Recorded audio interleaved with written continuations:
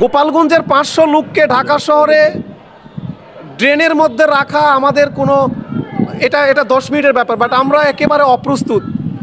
আমি আশা করি এটা অনতিবিলম্বে 24 ঘন্টার মধ্যে রুহুল আমিনকে গোপালগঞ্জ থেকে গ্রেপ্তার করে নিয়ে আসতে হবে।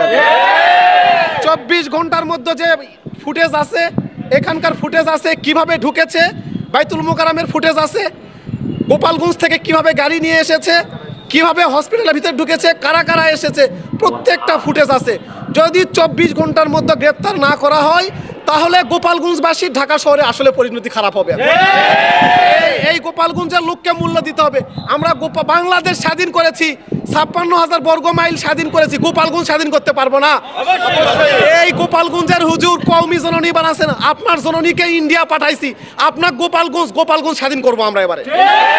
আমরা আমাদের ধৈর্যের পরীক্ষা নেবেন না। যদি সারা বাংলাদেশের লোকজনকে এই জাতীয় মসজিদ থেকে গোপালগঞ্জের লোক হামলা করেছে, আমরা লাখ লাখ লোক ডেকে এখান থেকে গোপালগঞ্জের দিকে আমরা মার্চ করবো। আমাদের পরিষ্কার বার্তা, আমরা কোনো দ্বন্দ্ব চাই না। সরকার 24 ঘন্টার মধ্যে রুহুল আমিনকে গ্রেপ্তার করবে। যদি গ্রেপ্তার না করে আমরা বৃহত্তর কর্মসূচিতে যাব, আমাদের পরিষ্কার কথা আর কি। আসসালামু আলাইকুম ভিউয়ার্স, এবার চিন্তা করেন আমরা কোন যুগে আর কোন দেশে এসে বাস করতেছি।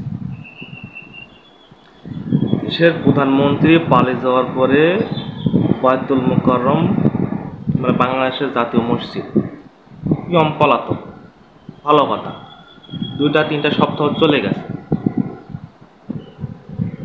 তারপরে এসে নাকি জোর করে নামাজ পড়াবে, জুম্মার নামাজ। এই জন্য ছাত্র বাচ্চা সাঙ্গ নিয়ে গিয়ে নাকি সাধারণ মুসলমানের উপরে আক্রমণ করছে। তাহলে চিন্তা করেন আমরা কোন যুগে আছি। এবার যে নামাজ পড়াবে এই জন্য জ্ঞানদান করা লাগে, জোর করে নামাজ পড়াবে।